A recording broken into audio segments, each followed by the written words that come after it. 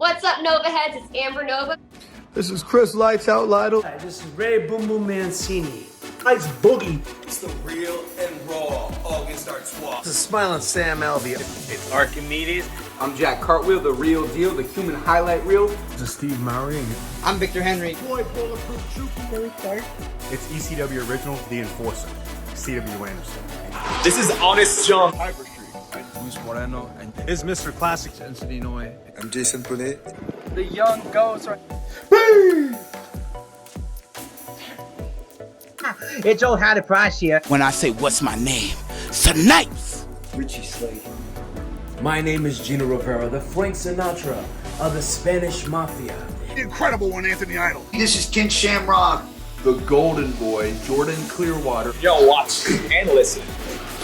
Championship Online. This is Alex Mars here. Hi, Richard Modest. So, please listen to it, otherwise be cursed. Okay, see you later, love that dinners.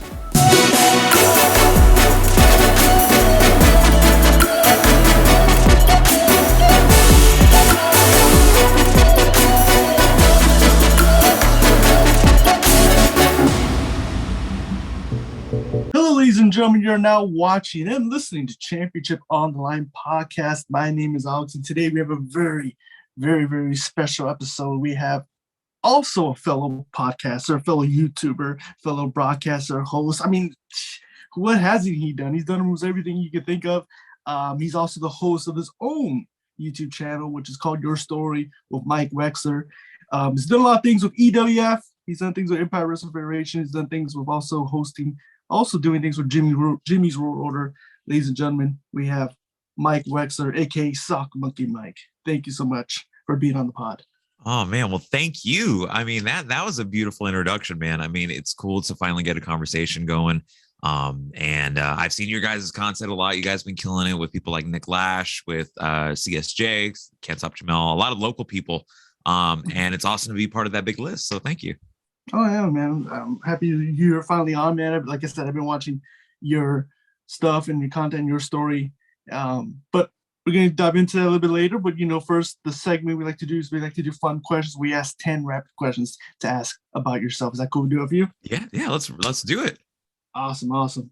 So question number 1, what is your favorite movie of all time? Oh man, see, this is going to be an unpopular opinion because I've seen so many movies and there's a lot of good ones. But my all-time favorite movie is Cop Out by Bruce Willis and Tracy Morgan. Really great movie, really funny, and really good storytelling too. Oh yeah, and I feel like it's so underrated too. Dude. It came out in 2010, I think. And I just remember being an 11-year-old kid, just like laughing about it every step of the way. But there's like a good mixture of drama and there's a good mixture of comedy in there. So. Oh yeah, absolutely. Especially with Bruce Willis too, and like Morgan, you would think it wouldn't be a good duo, but it works, with both of them. So it's a really good movie. Absolutely. And then with the second question, since we're talking about shows and stuff, what is your favorite TV show of all time? Does Monday Night Raw count? I'm kidding. No.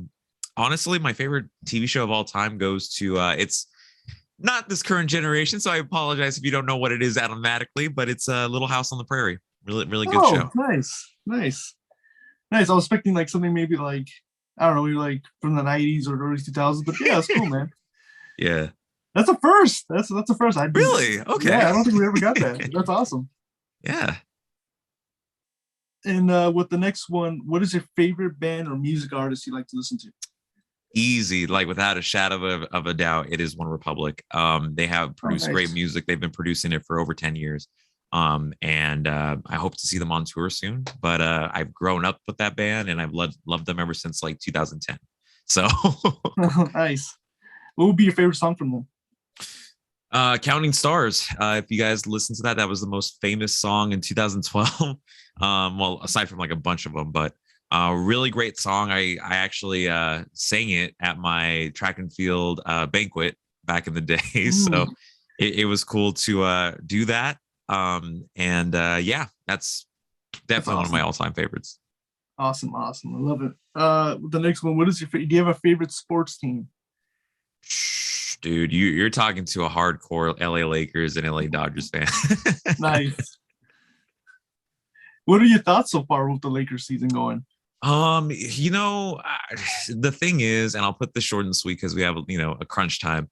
I feel like that, the Lakers, we killed it in the 2020 season. It was destined for us, especially with Kobe's passing, that we definitely won the world title.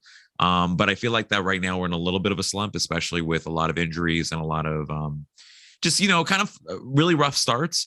But I think at the end of the day, we all know that this is a process. We're going to win some, we're going to lose some. The Lakers had dealt with that, after their almost 10-year drought that they had for a championship. But yeah, and then same thing goes with the Dodgers. We won the World Series back in 2020 as well. And then we have a really good roster. We have a really good, pitching staff and all that. But, it's time. People don't realize, but it's a process. You gotta wade through that. So. Oh, absolutely, man. Totally agree. Well said too. I like it. Man. With the next question, let's see. Do you have a favorite season? Are you a winter guy, summer guy?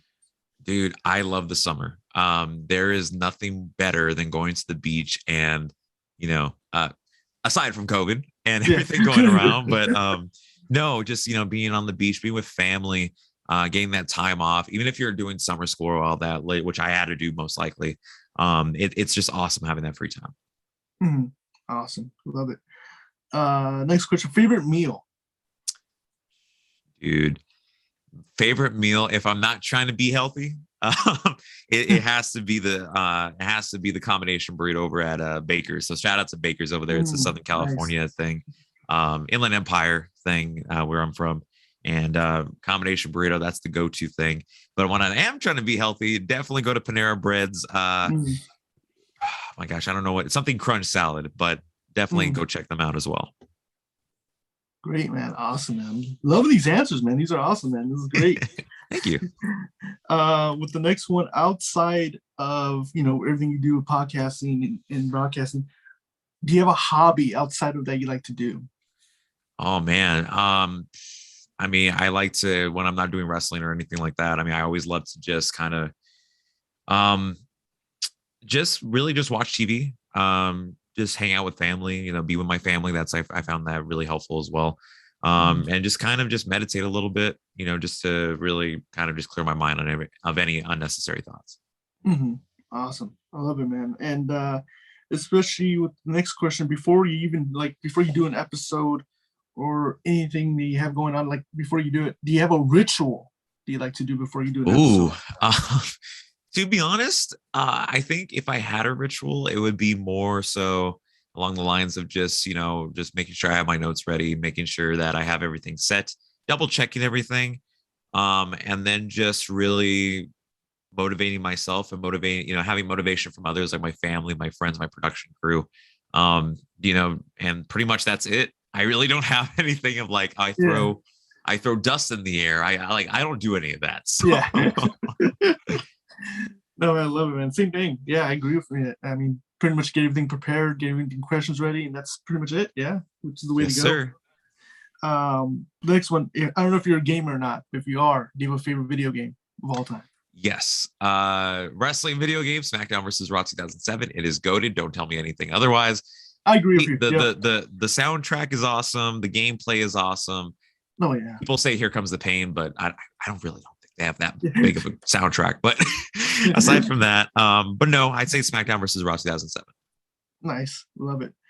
And with the last fun question, if you can interview someone, but you cannot pick a wrestler, cannot pick an athlete, it could be a celebrity, it could even be a character from a movie or a TV show, anyone. Who would you interview? Easy. That's Vin Scully. He's not an athlete. Oh, he's not. nice. He's not. He's not a wrestler. He's a broadcaster, and for those who don't know, that's the Dodgers broadcaster for over 60 years. Phenomenal storyteller. Really makes it not just analytics, and that's it. Really just makes it like how me and you are talking right now. It's just one of those conversations that he does throughout a game, and he did that at the beginning with someone else, but then he did it solo for over 60 years. And it's someone I want to pick his brain. I want to, know, especially someone that was in the business for so long, just to pick his brain and just really gain his insight. Nice. And if you could only ask him just one question, what would that question be? Ooh, I would say you're putting me on the spot. I like it.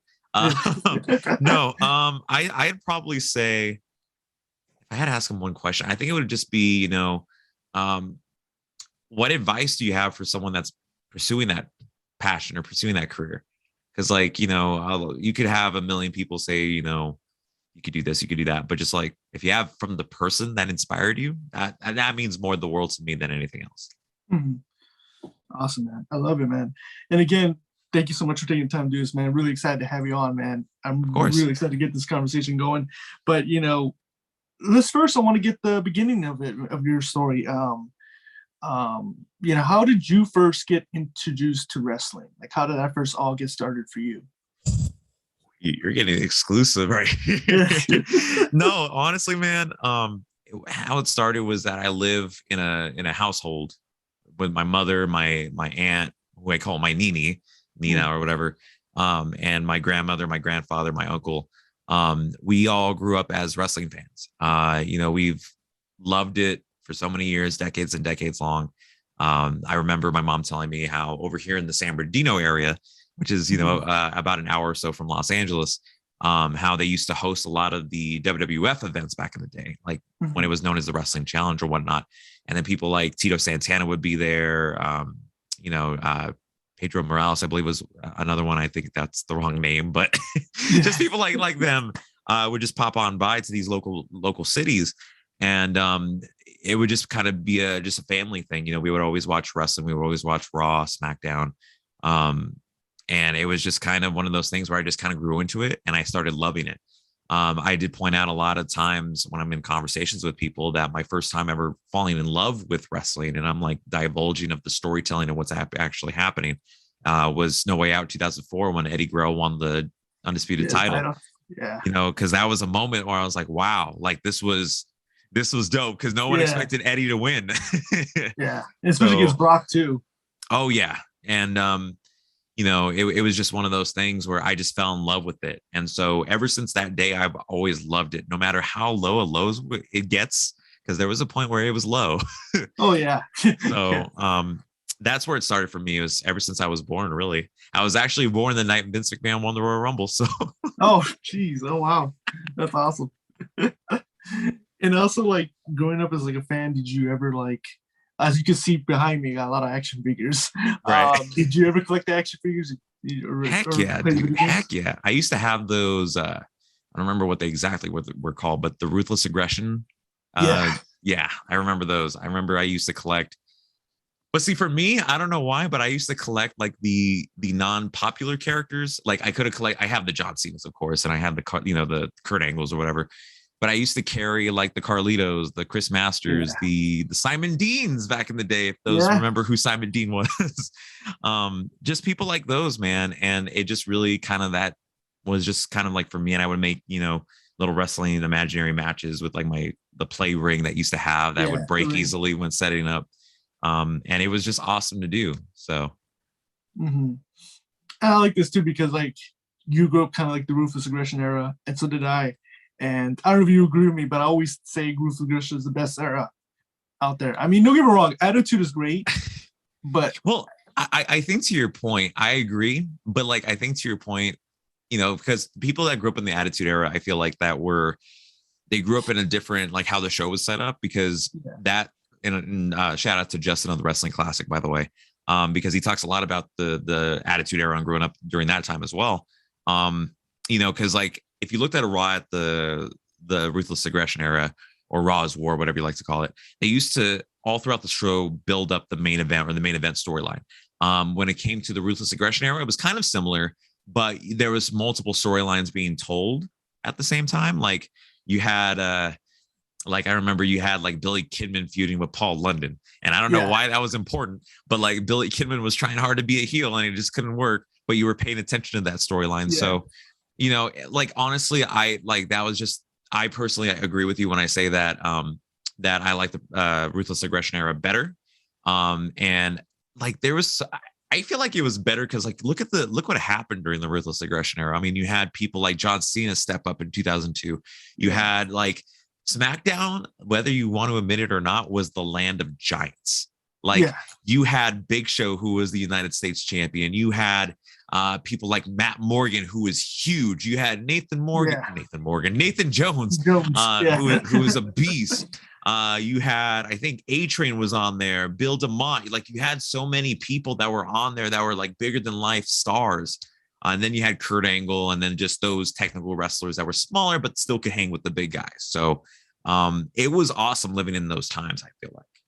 Oh, absolutely. And especially like even at time too, like it was you had different varieties, like even like with the cruiserweights. Like you had Ultimo Dragon even wrestling there. You had Jamie Noble, like even Kid Cash at one point wrestled there. Not even a lot of people even know that. But Kid Cash and like Billy Kidman, London, even Brian Kendrick.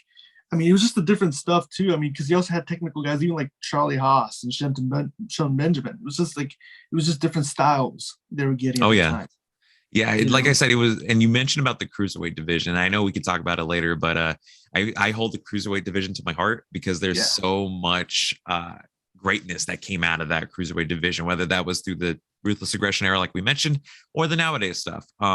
It was just, it's awesome to know how much storytelling and athleticism and acrobatics that there are in the cruiserweight division. Oh yeah, and especially like having Mysterio and Chavo Guerrero, even Tajiri, he was great too. And Spike Dudley was cruiserweight champion. We forgot about that. Yeah.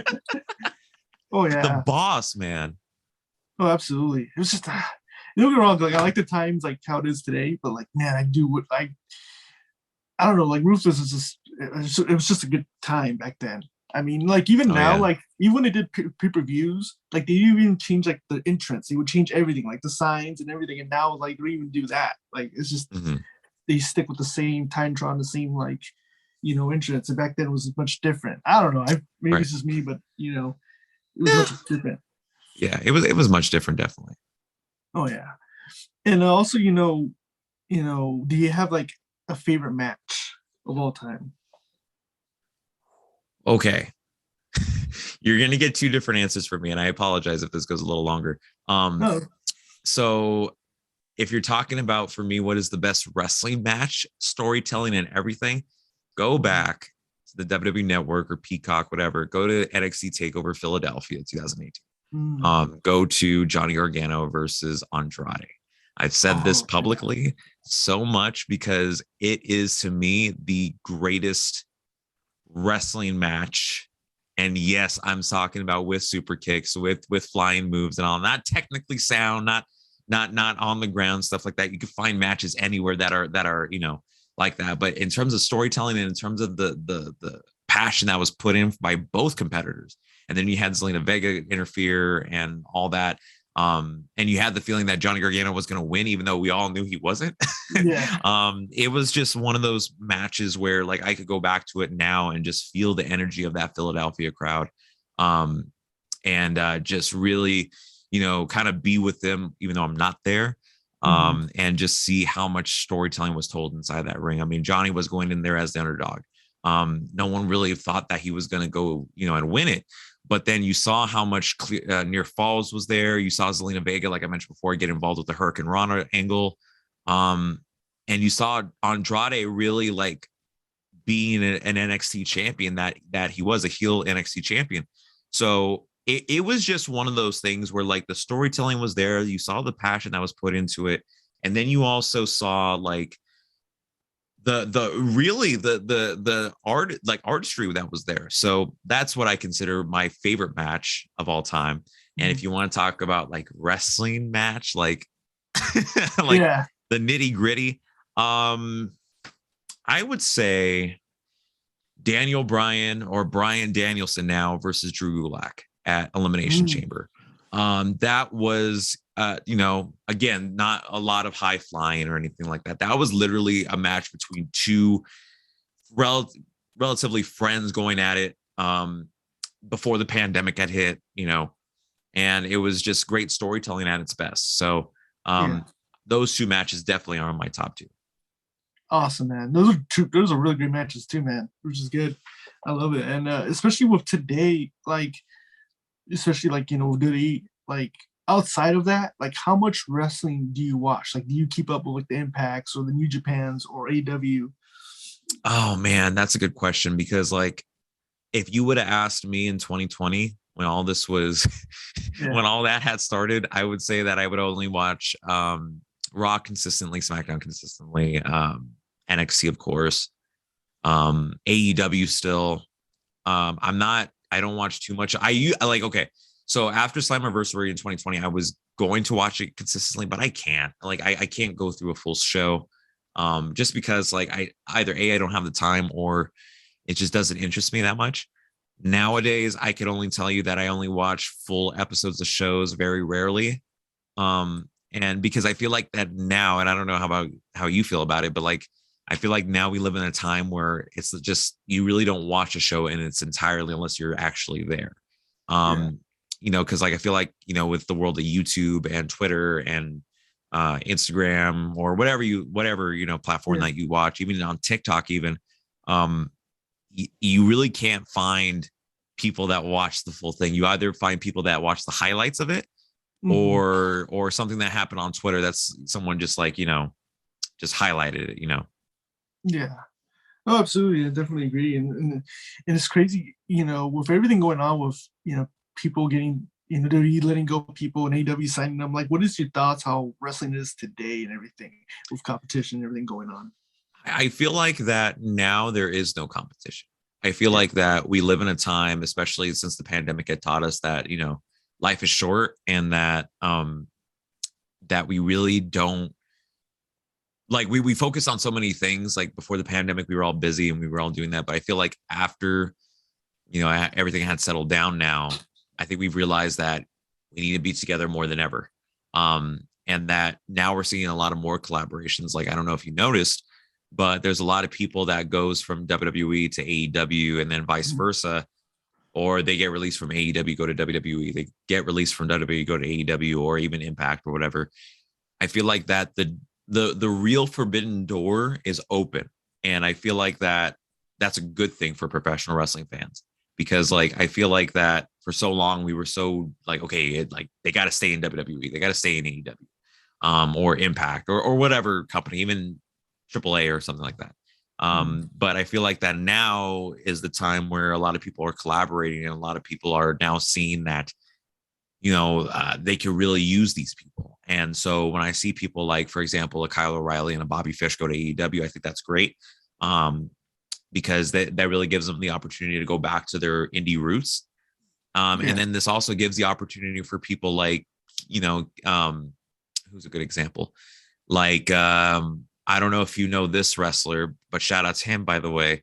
His name is Jordan Cruz. And Jordan Cruz is, although he's not under contract with anybody right now, he's been killing it with every promotion that he goes to, whether that's Hollywood, through Millennium Pro Wrestling, shout out to them, over in Chatsworth. If it's over at Level Up Pro, I believe.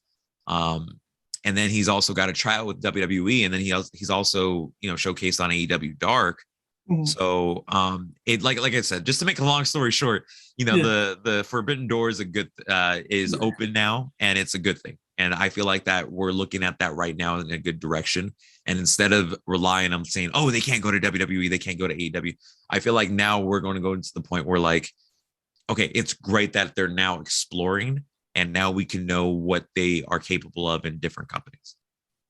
No, absolutely, man. Definitely agree. And especially not only just with them, but even independent wrestling is becoming, much bigger. I mean, I've seen you at some of the independent shows. I mean, I've seen you raise the bar, VXS, but great shows. But what are your thoughts on, especially with independent wrestling kind of, in my opinion, I think it's bigger than ever, honestly, the search of independent wrestling. Absolutely. I agree with you, man, because I made a promise in 2020 before the pandemic had hit to attend as many independent wrestling shows as possible, because I felt like that it was time for me to explore new horizons and really just embrace professional wrestling, because I feel like that we really forget about embracing that because we're so occupied with everything else. But as soon as 2021 gave us that leverage to do that and go back to it, it's just been one of those things where I feel like that the independent wrestling scene has been bigger than ever.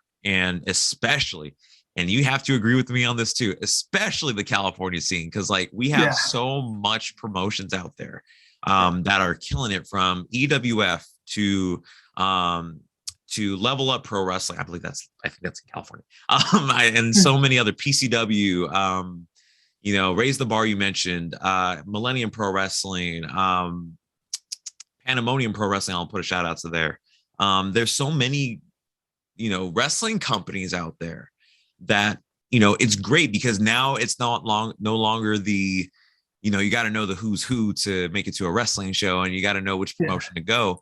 It's literally like, it could be in your backyard for all we know. Like, it could literally be down the street. Like, EWF is literally down the street from where I am. So it's like, oh, nice.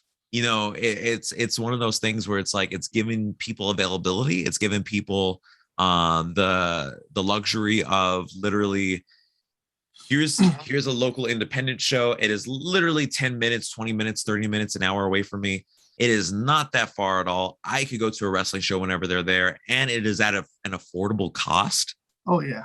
And you're looking at the future people. Like, that's an awesome thing to do. And I feel like that, thanks to the pandemic, it is really giving us that leverage. Oh, absolutely. Absolutely. And speaking, with, like you said, WWF, I've seen you do some hosting and ring announcing for them. And especially, like you just said, we watched independent wrestlers. With me, as like, I don't know if like who knows, but like as a kid, like I grew up going EWF shows because I used to live in Covina. So I would go EWF shows as a kid. This is back in 2006. And I watched the Young Bucks wrestle. I watched Rocky Romero, TJ Perkins, and all those, great guys. But tell me how did it get started, you working for EWF and doing stuff for them? Like, how did it all start for you going? So I okay, just to clarify in little context here. I started going to EWF events as a fan since 2018, because again, that was at the beginning, at that point where I was 19. I wanted to like travel more. And I wanted to, embrace the wrestling thing. So that was, shout out to EWF, by the way, for giving me that opening to, what non-WWE events were. That was something that really started for me. And then about November of the pandemic, so November of 2020, I had started doing a, setting up for a wrestling online show, which is called Hard Knocks Wrestling. And so I know you guys have interviewed people before. I believe Nick Lash, I know CSJ was on there. I believe Michael Badwolf as well. Yeah. Just to name a few. See, I watched the product. I watched the product. But on a real note, so I started setting up for them, and then they were like, we need an interviewer. So I was the interview talent for ever since that November of 2020. And then so I didn't get the opportunity to ring announce till about late 2021, like early 20, maybe mid 2021, late 2021, where I got the opportunity to ring announce. And that was, ring announcing is amazing. When I get to, say these, out of this world characters and people, and make them sound amazing. I mean, that's honestly like a reward for me, because I get to do that, and I get to, announce people like Nick Lash, who's killing it. And now he's traveling, a lot more now. Same thing with Trailer King and Travis of the SS. I think they're known as SSA still. I think no, the Southern Men. Yeah. Sorry, I'm just trying to remember. But no, so but just to announce those people and getting to announce people I wanted to announce for so long, like a Richie Slade, like a Brandon Gatson, it is awesome. And it's really just, back to just, working with them and getting my start over there. It has been amazing. So shout out to Jesse Hernandez, by the way. He's been the one that really gave me the leverage, the open, open arms of like, just if you need help, let me know. I have a lot of great support system over there in the EWF, from Trailer King to Sergio Santana, that's over there, and just all the wrestlers from, like I said, Nick Lash, Travis, Jordan Clearwater. There's so many people out there. I mean, even Eddie Ruiz, who are like newer people like Eddie Ruiz and Christine Hawk. Those people have been amazing to me, and I just want to thank them, for giving me the opportunity. And even people like Black Metal gave a chance on me. Yeah. So, you know, I do appreciate those people for, you know, giving me that start. If it wasn't for them, there wouldn't probably be the person you see today. And especially, you know, mentioning, you know, like Jesse Hernandez, you know, what the experience like working with him? Oh man, it was honestly a great one. I mean, I can't thank Jesse enough for, you know, the advice, the insight that he's given upon me. Like I remember, you know, when we used to record promos, you know, I think after our live events or maybe before, and he would just talk stories about me. You know what I mean? Like just back in the day, you know, of his days being a WWF or WWF, Yeah. one of those two, as a referee, and just talking about those stories, you know, with you know, the original Nature Boy, Buddy Rogers, you know, and people like those, just hearing those stories, you know, working with Ted DiBiase, and just hearing those classic stories really kind of, you know, inspired me to really just like appreciate the sport, and to really just say, you know, I'm doing this and I'm pursuing this and I have a great support system behind me. And it's really great to, you know, get that insight from him and really, you know, have him as a good leader, you know. So there goes my microphone. So that I honestly think that Jesse Hernandez is truly the best when it comes to training either wrestlers, broadcasters, or anything in between. So, and speaking, you know, what has been so far, like what has been the best advice that you've been given so far? oh my gosh, dang, you really got me, man. Like I'm usually the one asking these tough questions. Yeah. I think the best advice I've ever been given to, and I've been given a lot of advice, whether that's through my mentors, whether that's through coworkers, people I've worked with in terms of wrestling, my actual job right now, which is being a PA for the Cal State San Bernardino. I was going to say Wolverines. I'm doing the Yotes or the Yotes. I'm sorry, Brian, if you're watching this, I'm sorry, but I got that wrong. That's my supervisor's name. Or Ernesto, by the way, shout out to him. But no, I think the best advice comes from my aunt, my Nina, or Nini, the best in the world. And she said that, you know, and this is actually coming off from my grandfather's advice, and that's, you know, life is a roller coaster. You have to just hang on for the ride. I always take that to heart every time she says it, because it's one of those things where like you don't realize it until it happens, like especially with the things that have happened as of this recording really recently around the world. And it's just kind of one of those things where, you know, I kind of have to just kind of take a moment, you know, kind of appreciate where I'm at right now in this current moment, you know, and just kind of like hang on for that ride. And eventually that ride is going to have a good stop. So that's the advice to answer your question that I really take to heart. That's awesome, man. I love it. I love it. And also, you know, talking about doing things for Hard Knocks Cup, especially, you know, with no audience, but then getting to do ring announcing a live audience. What was that feeling like doing that for the first time and being in front of a people? Like, what was that whole experience like for you? So I had done for Hard Knocks we didn't have a crowd.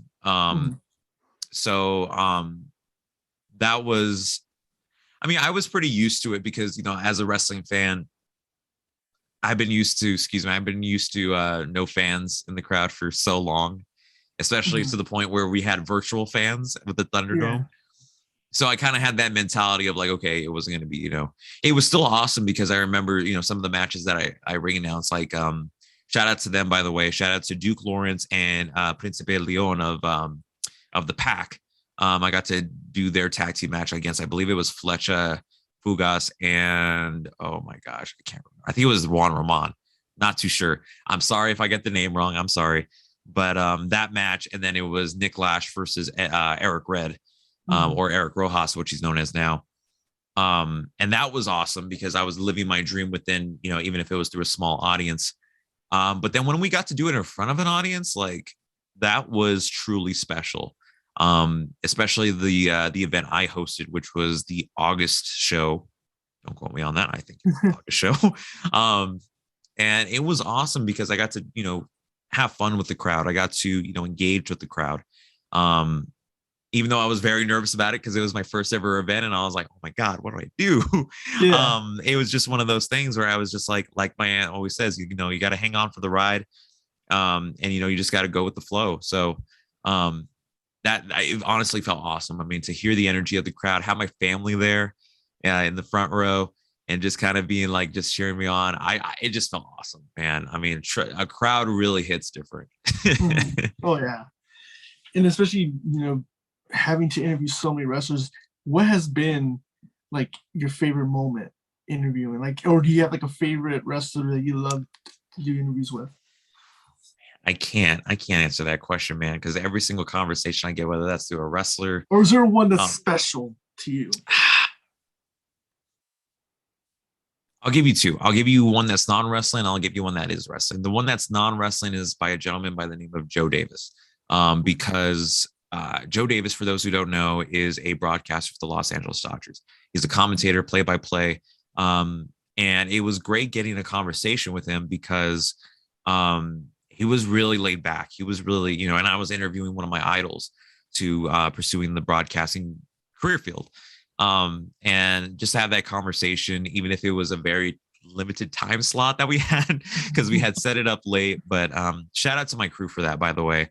I'll give him a shout out later on. But it just to have that conversation with him was awesome. And just to see how genuine he was very laid back, very, very patient, because we were very just like on the spot. But shout out to Joe Davis. I mean, he's literally, you know, one of the inspirations aside from Vin Scully to pursue this, you know, because he's been killing it with Fox Sports. He's been killing it with the Los Angeles Dodgers over at, I think it's still tying. Is it Sports in LA still? I think so. I'm not too sure. But yeah, shout out to him. And then the wrestling one, believe it or not, my favorite interview happens to be wrestling wise. But I think the best one. Hold on, I'm looking at my playlist of interviews. By the way, you can check that out at Mike Wexler on the YouTube channel. Sorry for the self plug. It was with a professional wrestler by the name of Mike Verna. So for those who don't know, Mike Verna is a professional wrestler. He was on AEW Dark a couple times in the mix of the pandemic. And he was really laid back, really chill guy. He's a coach actually outside of the ring for sports. And the conversation itself was very genuine. It was very good because we had the majority of it was talking about his theme song for AEW Dark. Because I'm a huge Dark fan. I literally love AEW Dark Elevation, because it really gives us a look of who could be the next big star. Yeah. And we'll go into AEW Dark if you want a little bit later. But Mike Verna's conversation in particular was so great because we had, like I said, that majority just literally laid back, talking about theme songs. And he's like, because of you, I literally downloaded it as a gym playlist. I'm like, are you serious? So, it was just great. I love that conversation. I can't, every time I go back to it, it's so great. So shout out to Mike Verno, you know, if whatever he's doing nowadays. So shout out to him for that conversation. And if not, close second, I don't know. I'm still looking at these. I say a close second has to be, you know what? I'll say a close second. I think I got this. A close second wrestling rise with a professional wrestler. You've interviewed him before. Mm-hmm. His name is Snipes. Oh yeah. Love Snipes. Shout out to him. Awesome. He's a genuine dude. Shout out to him actually, because originally we were gonna do, I think, a virtual one, but then I was like I have a studio, would you be down to come? Yeah. And he did, and he felt, you know, he literally did it after the New Japan show. I think it was Resurgence, I'm not too sure, but it was in the LA Coliseum. And shout out to him, he got to do it. I think Moxley was there, and I think he got bumped with Lance Archer. And it was great. Got in a conversation with a really laid back guy, really passionate about what he does. So yeah, I'd say those two and the Joe Davis one are my favorite interviews. Awesome, man. Two great, awesome people too. I mean, especially with Snipes too. Such a great wrestler and a great talent. But dude, awesome. Yeah, he's going to big places. I think he's going to big places. I think so too. But you know, having your YouTube channel with your story and interviewing these amazing guests that you've had on your show. But how did that first, like, what made you decide, like, to start a YouTube channel? Like, where did it all come for you? Man, I think the YouTube channel itself started probably when I was about, excuse me, probably about ever since I was little, like maybe 5-6 years old. So, although I didn't have an official YouTube channel at that point, I have always loved to make little movie maker PowerPoints and all that and do some narration.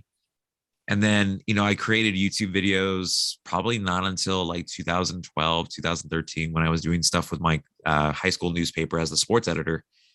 And then, after that, I was really inconsistent on YouTube for the next couple of years, like maybe 2015 and upwards. I had a few videos here and there, but maybe like an interview in 2018 that I had like one out of like out of all those years, because I also worked with shout out to them, by the way, as well, big Gold Bill podcast. And they gave me the leverage to, and the gateway and the doorway to pursue that passion, writing articles for them and making these interviews. Because I interviewed some EWF stars, Fidel Bravo's and one of those names, Captain Jack Fancy, along with Ty Ray at the time. He was known as the Destroyer or something. He was wearing a mask. I don't remember, but him and Miguel, shout out to him, who's known as WWE now as Quincy Elliott, I believe. Mm-hmm. So shout out to both of them for giving me, like I said, that start. But really, I didn't start posting consistently until 2020 when the pandemic had hit, because of course, with the pandemic, no one knew what to do. We were just sitting in our houses and like, okay, when is this going to be over? Mm-hmm. So it was just kind of one of those things where I was like, okay, I'll start doing these interviews with people that I already know. Which is funny I say that, because the first interview I had was not with someone that I really knew 100%. And that is with AJ Kirsch, by the way. So shout out to him, voice of WWE 2K19, as Buzz, and professional wrestler for so many years. And had a conversation with him, and that's what started it. And then like the consistency level just went on from there, and people started to tune in of like, okay, this is what I do. And then the Sock Monkey Mike show was born.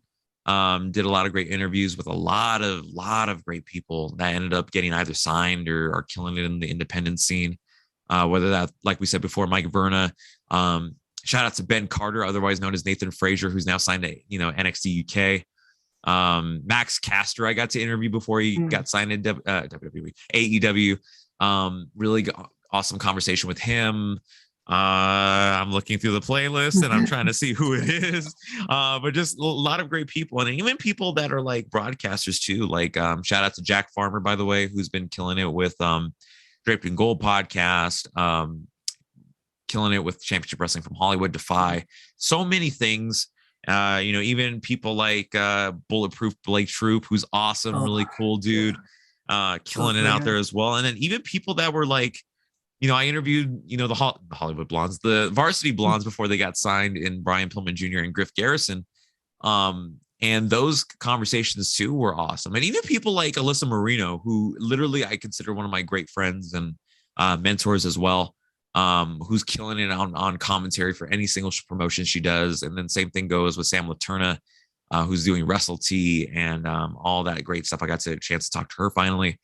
I'm looking at the list here. And then we also have people like, Veda Scott, who's been killing it. TJP, was one of the first people I got to interview back in person after the pandemic had hit. So just a few names that, that really just kind of started for me. So and also when I look back in your episodes and I look at the guests you've had such amazing guests. I mean, you've had from people that are in WWE, people even in independents.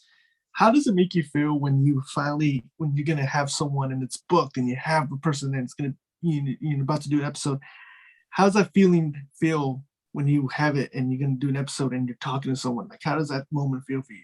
I honestly feel, man, that this is like a kid in the candy store kind of feeling, because because that's what I love to do. Because like I love to talk to people like how me and you are talking right now. Like I love this connection that we could make.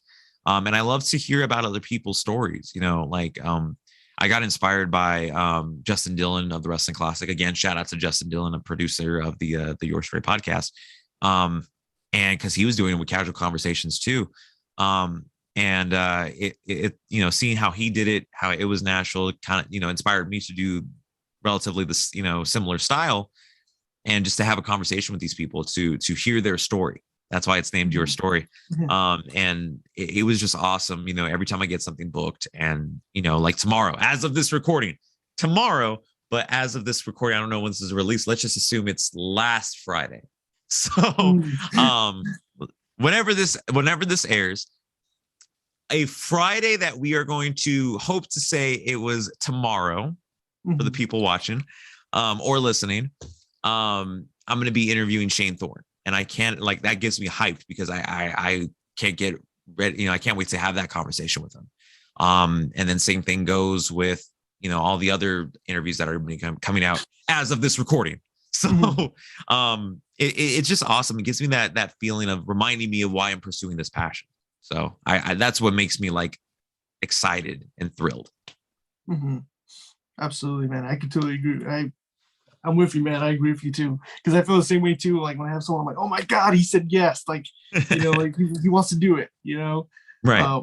Which is an awesome feeling when they say yes. But you know, especially, you know, with everything you've done, especially like what I love about your channel, everything is your social media, like everything, your posts and everything. Like I love it, which is awesome.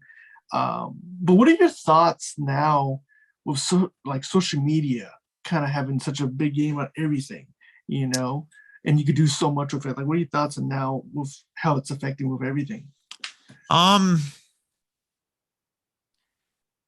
say this. I'll say that social media is, at the end of the day, it is a gift, because everything has its pros and cons. You know what I mean? Like everything has its ups and downs. Everything does, even social media does. But I think what people don't realize, especially with the pandemic, like I go back to before, without social media, I don't think we would have survived the pandemic. And I think that social media, if it wasn't for social media, a lot of these people that you see today, I don't think would have gotten as much exposure and as much, you know, like getting your content out there, you know, as people would think, you know. And I feel like that, you know, social media, I think in a sense is a very mysterious thing. It has its ups and downs, but I think what people don't realize is that it connects people together. And, you know, it connected me with a lot of friends I know in real life. Like, shout out to Life of Priscilla on Instagram. You know, we became best friends because of social media, and we've known each other before that, but like a little bit, because we went to you know, SummerSlam parties at Dave & Buster's and all that. You know, but if it wasn't for social media, we didn't gain that connection. So like, you know, and then on the other, you know, in addition to that, I feel like that social media has also given a lot of people opportunities to showcase what they love. Because if it wasn't for social media, I don't think that a lot of these people would be at the, you know, being signed to AEW, being signed to, you know, their dream job or whatever, you know, getting their resumes out there without social media. So I love social media, you know, because it gives you the opportunity to connect with people, and it gives you the opportunity to again showcase what you love to do, like the Championship on the Line podcast, like that's something that you showcase to social media.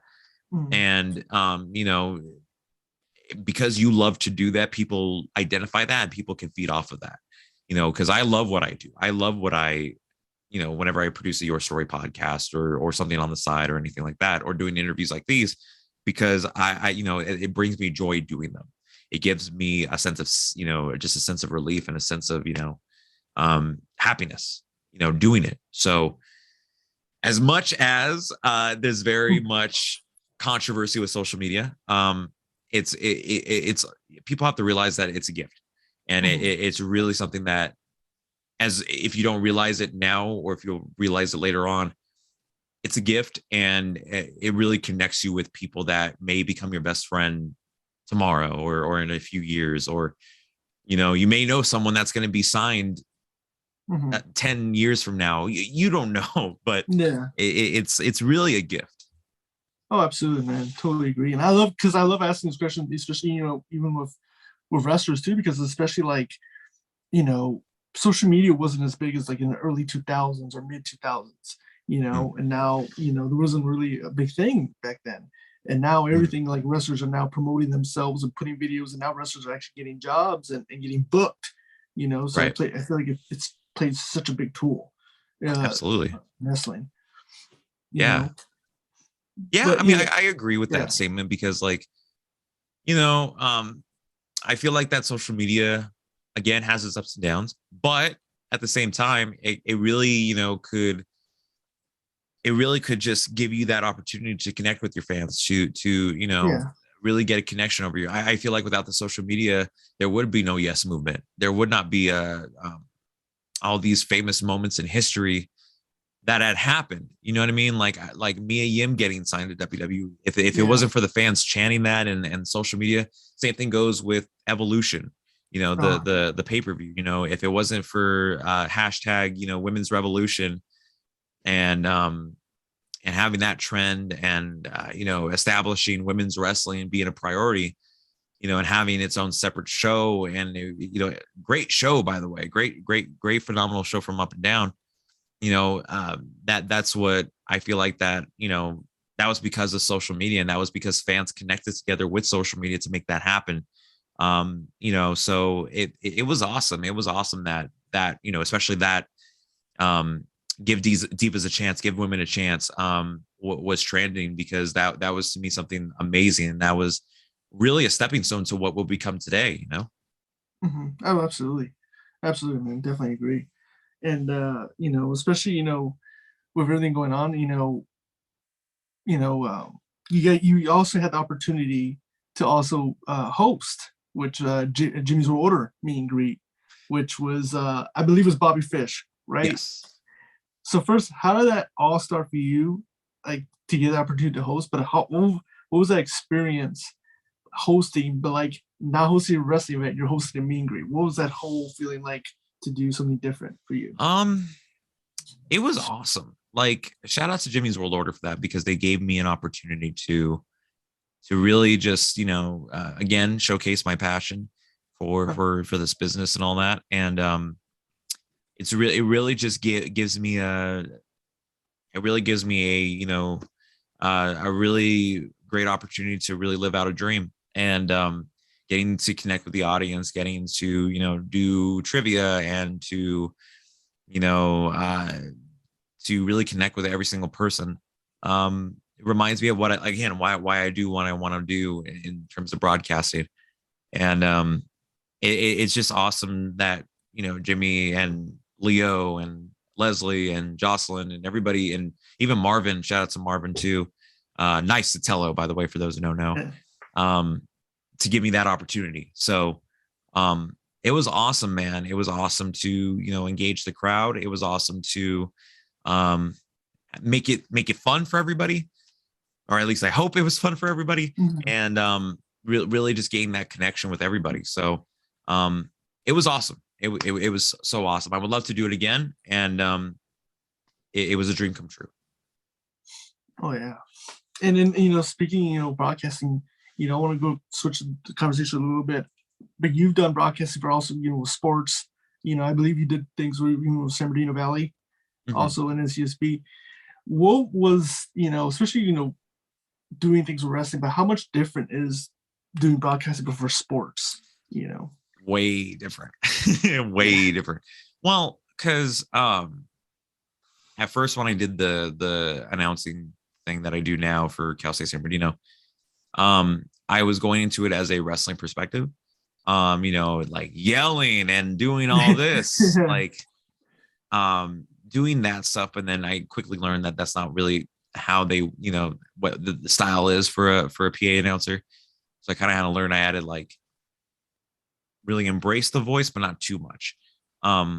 And just, getting to do that has been awesome for Cal State San Bernardino. I'm very thankful, and I'm very, very just humbled to be in a position where I could enjoy what I do and enjoy, a paying job, like Cal State San Bernardino athletics. And it's just awesome, man. It is really awesome to, do that. I think that the wrestling really taught me to, the style I want to do, and to, how to really make these athletes, male and female, larger than life, especially on a NCAA level. And it's really awesome, especially for our men's basketball team lineups, man, because I don't know if you're a huge fan of basketball, but the Chicago Bulls had a certain theme song back in the day, which was called "Serious" by the Alan Parsons Project. And as soon as that first second of that song plays and it goes like that, the lights go down. And then I'm like, and now your starting lineup for your Yo's. And then like that. And then having that kind of like in my head, I'm imagining like it's the 1996, 1995 NBA finals. And you're leading up to Michael Jordan. But in this case, it's all the players. And it's just awesome to really have that moment too. So to answer your question, I know I'm going a little long. But it's awesome, man. It's awesome. And it really inspired me to, help me with that announcing perspective as well. And then also, is there like certain announcers or broadcasters that you kind of watch to kind of get inspiration for your style? Is there a certain person that you kind of watch? Oh man. I would say, of course, Vin Scully. I can't there's nobody else that inspires me the most than him. But aside from that, Joe Davis, Oral Hershiser, from the Los Angeles Dodgers, phenomenal storytellers, and they make it so natural. Steve Lyons, from I believe the Boston Red Sox, really, really great. Matt Vasgersian is another one. If you ever play the MLB The Show games, if you ever, I think he does football as well. Don't quote me on that if you're watching this. I apologize, but even the female announcers as well, like Doris Burke. Oh my gosh, I'm trying to name Alana Rizzo, who's been killing it. They actually had a while back ago, they had an all-female cast calling a game once for Fox, and that was revolutionary. And I thought that was awesome that they did that. Because you rarely see that nowadays, but it's awesome to hear those voices and to really hear their storytelling as well. If we're talking about the wrestling side of things, I mean, how can you not say without a shadow of a doubt, Jim Ross? I mean, he is definitely the greatest to ever do it in terms of storytelling and really just putting that passion in there. Of course, we have to say, Joey Styles, Taz, Michael Cole. Even if you want to go somewhere nowadays, like Pat McAfee is doing great at what he's doing now. Andy Shepherd of NXT UK has been killing it. Vic Joseph. I just remember everybody right now. I can't remember. But even people that are outside of WWE, I would even say like Alyssa Marino is a huge shout out to her, by the way. She's one of my, inspirations and mentors because she's been killing it in every promotion that she's gone to. Johnny LaQuasto, formerly in WWE, now he's killing it in, all, comedy and everything that he's doing over there. Gosh, I feel like I'm missing like a bunch of more names, and I apologize to those. I'll try to name some really quick. Ian Riccaboni from ROH, Kevin Kelly, ROH, Tony Schiavone, Excalibur, Renee Paquette, or I think it's Paquette. I'm hoping it's Paquette. Renee Young, formerly known as, she killed it when she was on Monday Night Raw and, doing the Oral Sessions podcast as well. I feel like I was a broadcaster. I should have had like a bunch of names listed already and I could just name them off, but I can't. But just to sum it up, just to some of those names right there, just as inspirations. And I have been lucky enough to create a connection with some of these inspirations as well. Joe Galley is another one from the NWA. Todd Kenley. I feel like I'm still missing a bunch of them. But other than that, just Some a of few great, names. great names you just named. Yeah, just a bunch, just a few names. You know what I mean? Even I would even go and say even Ernesto Madrigal, the one that you've interviewed. You know, he's an inspiration too, because I overhear him whenever we do our sports games too, or even at an EWF event. You know, I get to hear how he does the storytelling, whether that's through baseball, basketball, you know, softball, any sport, you know, and hearing him do that storytelling with whoever he's with, whether that's through the other, I think it's Ernesto Carnaza, I believe his name is. I'm sorry if I'm pronouncing your name wrong. I apologize in advance. Austin Walsh, just all these other names. But the way he storytells play by play is awesome. That's something that inspires me to do as a commentator myself. So those are just some of the names to answer that very, very, very, very long answer. No, I love it, man. But, you know, speaking as of like, you know, with now, you know, doing things for Cal State and doing things for EWF, what is the ultimate goal for you? Like, where would you like to land in the future?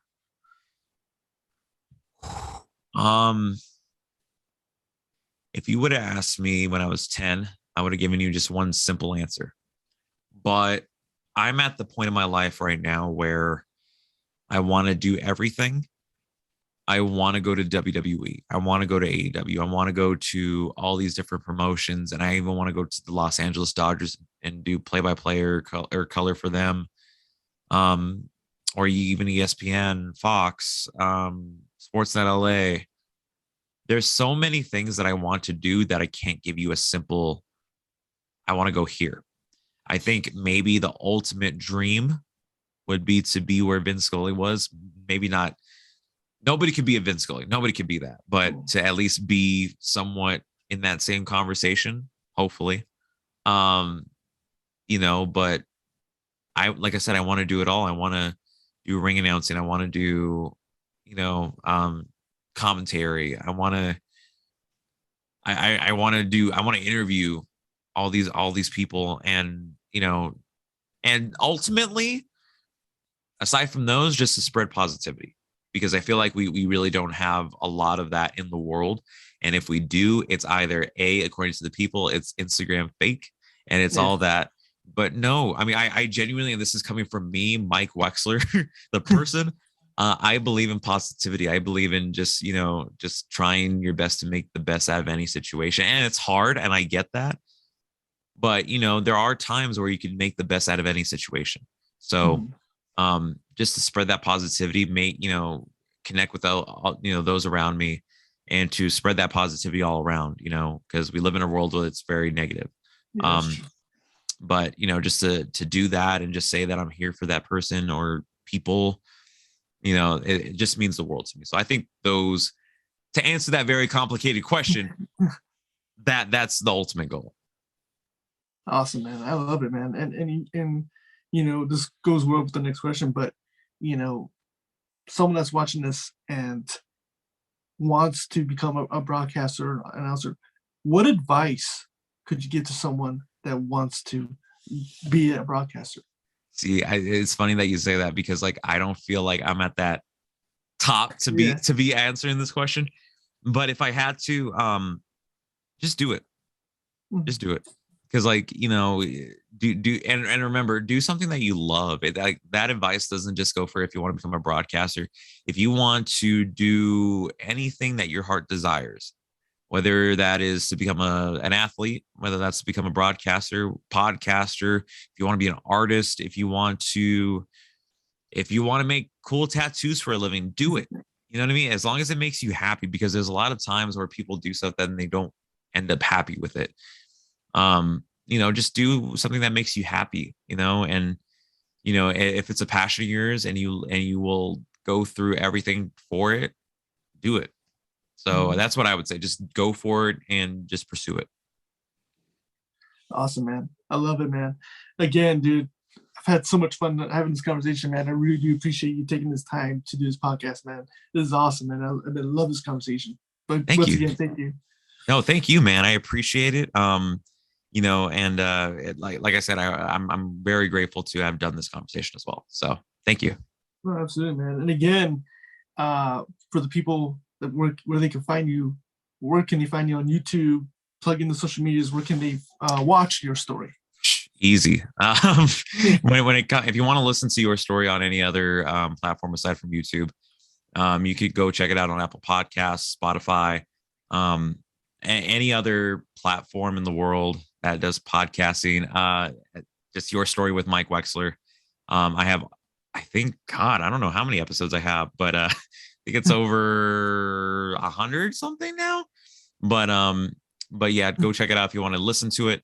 If you ever want to watch it and you actually want to physically with your eyes watch it, go check it out on YouTube at Mike Wexler, where you could find all the episodes. I know with I don't know when this is coming out, so I don't know if I should say exactly who's coming on next, but I could definitely tell you the next set of guests that are be coming out. Well, as of this recording, shout out to the Backwoods Brawler, Hunter Freeman. Awesome dude. I had a conversation with him and he's awesome. I got to meet him at GCW. And he's been killing it at Raise the Bar and all these other promotions. So go check out that conversation if you haven't already. And the ones coming up, man, I don't know, man. I mean, I'll be talking to Nick Wayne. And that's going to be an awesome conversation too, because I got the chance to meet him in LA when he did the Violence and Suffering Wrestling. Had a great conversation with him, especially since he got signed to AEW at the age of 16. I also got the conversation to do with Royce Isaacs of Team Filthy, otherwise known as the West Coast Wrecking Crew. Phenomenal conversation there. And also in the spirit of WWE 2K22, I got to talk to Brandon Does Everything, aka Brandon Collymore, wrestling YouTuber, killing it over there. Now, I don't know if I should announce this now. Well, you know what? Forget it. I don't know when this is coming out, but I'll just announce it anyway. So as of this recording, tomorrow, so don't quote me if this is not actually tomorrow, but as of this recording tomorrow, I will be interviewing two very important, not important, but like two very special guests. One of them is first interview post WWE in Shane Haste, aka Shane Thorne. It's going to be a credible conversation to get with him. The second announcement that I have is that I'll be interviewing in the first WWE approved interview. I'll be interviewing Drew Gulak, a good friend of mine, getting his head. I'm just going to pick his brain about, his thoughts on, his career thus far, the PowerPoint presentations to what he's doing now. And just the great matches that he's been putting on over the years. And then trying to think of who else. Is that it?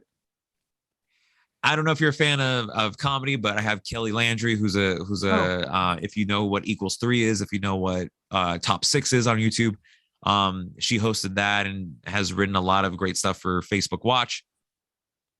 And then I'm hoping I'm not wrong as of this recording, but I also have Danny Devine.